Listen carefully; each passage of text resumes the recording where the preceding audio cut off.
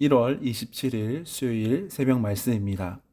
오늘 우리에게 주시는 하나님의 말씀은 시편 13편 1절에서 6절까지 말씀입니다. 시편 13편 1절에서 6절까지 말씀 대표로 봉독하겠습니다. 여호와여, 어느 때까지니까 나를 영원히 잊으시나이까? 주의 얼굴을 나에게서 어느 때까지 숨기시겠나이까? 나의 영혼이 번민하고 종일토록 마음에 근심하기를 어느 때까지 하오며 내 원수가 나를 치며 자랑하기를 어느 때까지 하리이까? 여호와 내 하나님이여, 나를 생각하사 응답하시고 나의 눈을 밝히소서. 두렵건대 내가 사망의 잠을 잘까 하오며 두렵건대 나의 원수가 이르기를 내가 그를 이겼다 할까 하오며 내가 흔들릴 때 나의 대적들이 기뻐할까 하나이다. 나는 오직 주의 사랑을 의지하였사오니 나의 마음은 주의 구원을 기뻐하리이다. 내가 여호와를 찬송하리니 이는 주께서 내게 은덕을 베푸심이로다. 아멘. 우리의 인생은 한 치 앞도 알 수가 없습니다. 우리가 앞길을 다 알고 미리 예측하고 예상하고 살아간다면 좋을 것 같지만 알 수 없는 것이 인생길입니다. 그래서 전도서 7장 14절에 이렇게 말합니다. 형통한 날에는 기뻐하고 공고한 날에는 되돌아보아라. 이 두 가지를 하나님이 병행하사 사람이 그의 장래일을 능히 헤아려 알지 못하게 하셨느니라. 기쁜 일, 공고한 일 모두 하나님의 허락하심 가운데 일어나는 일이기 때문에 오직 모든 장래를 아시고 인생을 인도하시는 하나님의 섭리, 하나님의 손길을 의지하며 살아가야 할 것을 성경에서는 말씀하고 있습니다. 우리는 앞날을 알지 못하지만 하나님은 아십니다. 우리는 또 실수하고 넘어지지만 주님은 우리를 일으켜 세워주시는 분이십니다. 우리가 인생길을 살아가면서 심한 어려움, 낙심되는 상황 속에 오랫동안 지속되는 것만큼 힘든 일이 없을 겁니다. 절망적인 상황이 오래 지속될수록 우리의 영혼과 마음은 병들고 앞으로 나아갈 힘조차 잊어버리는 것이 정말 지속되는 고난의 결과입니다. 그것도 어려운 상황이 어느 정도 지속되다가 언제쯤 끝날 것이라는 기대가 남아있으면 그래도 버틸만 합니다. 그런데 언제 끝날지 모르는 고난이 지속될 때, 낙심되는 상황이 끊임없이 몰려올 때 그것을 이겨내는 것은 우리 스스로의 힘으로는 너무나 불가능한 일입니다. 오늘 본문에 등장하는 시편 기자도 극심한 어려움 속에 호소하고 있습니다. 시편 13편은 다윗이 쓴 시인데 1절에 이렇게 고백합니다. 여호와여, 어느 때까지입니까? 나를 영원히 잊으시겠습니까? 라고 고백하면서 주의 얼굴을 나에게서 어느 때까지 숨기시겠나이까? 고백합니다. 이 말은 주님, 도대체 언제까지 나를 영원히 잊으시겠습니까? 주님, 도대체 언제까지 주님의 얼굴을 나에게서 숨기시겠습니까? 하면서 고백하는 겁니다. 고난도 힘들지만 고난보다 더 두려운 것이 주님의 부재입니다. 하나님이 계시지 않은 것 같을 때, 주님이 전혀 계시지 않은 것 같이 느껴질 때, 내가 이렇게 힘들고 아픈데 주님은 왜 나에게 관심이 없는가? 왜 나를 버려두셨는가? 왜 나를 영원히 잊으시는가? 그런 마음이 들 때 우리의 마음은 너무나 더욱더 고통과 마주할 수밖에 없습니다. 또한 2절에 다윗은 계속해서 이해할 수는 없는 상황 속에 주님께 절규합니다. 나의 영혼이 번민하고 종일토록 마음에 근심하기를 어느 때까지 하오며 내 원수가 나를 치며 자랑하기를 어느 때까지 하리이까? 주님, 도대체 언제까지 나의 영혼이 번민하고 나의 마음이 종일토록 근심해야 합니까? 주님, 도대체 언제까지 나의 원수가 나를 치며 자랑하게 놔두실 겁니까? 계속해서 반복적으로 1절과 2절에 반복합니다. 주님, 도대체 언제까지입니까? 어느 때까지입니까? 무려 이 두 절 사이에 4번이나 주님, 대체 언제까지입니까? 고백하며 정말 주님 앞에 질문하고 있습니다.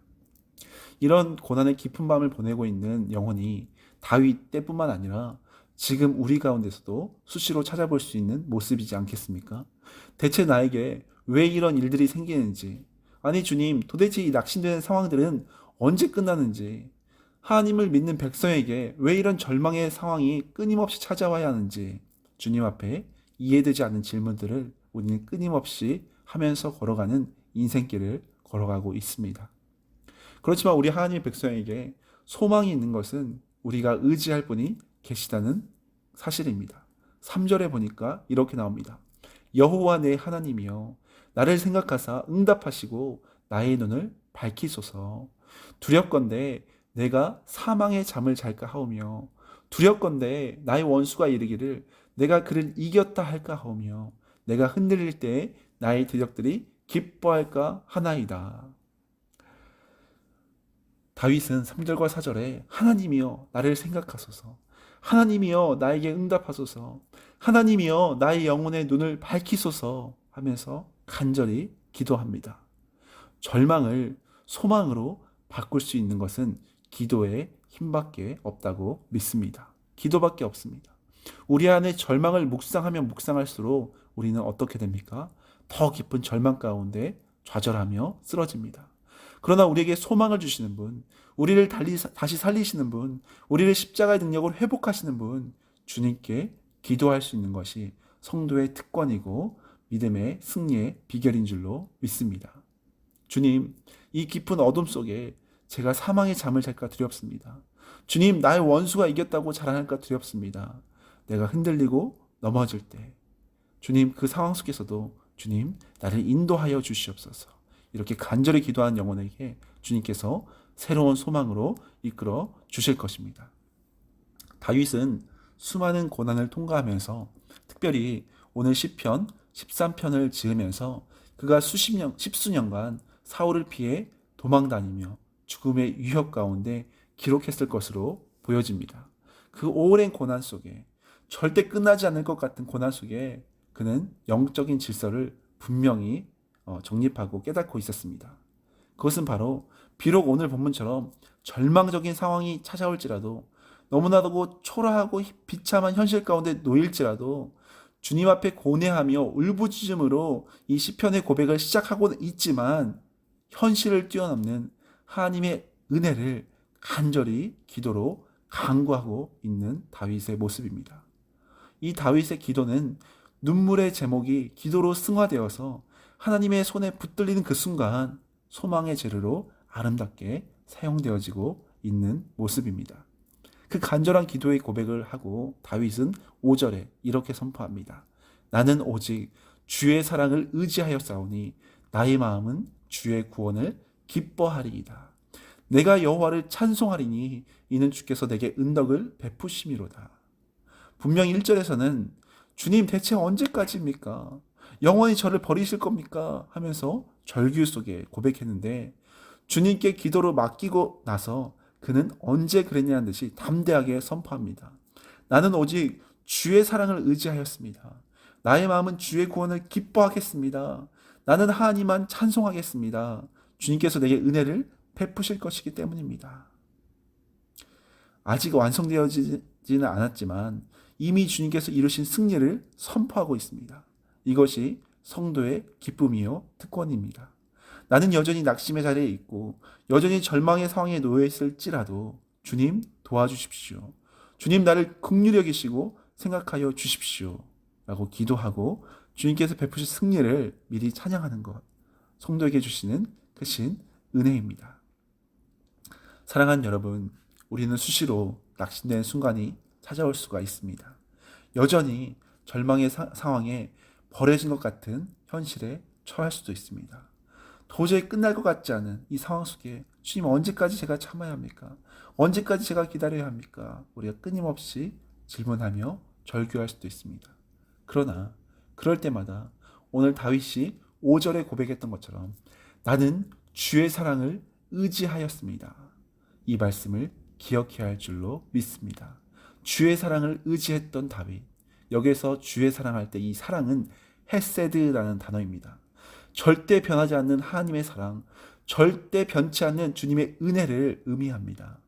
우리의 어떠함이 아니라 하나님의 신실하신 언약의 기초에서 하나님의 약속의 기초에서 내가 너를 떠나지 않을 것이다. 내가 너를 버리지 않을 것이다. 내가 영원토록 너를 사랑할 것이다. 이 약속의 말씀에 기초한 사랑이 바로 헤세드입니다.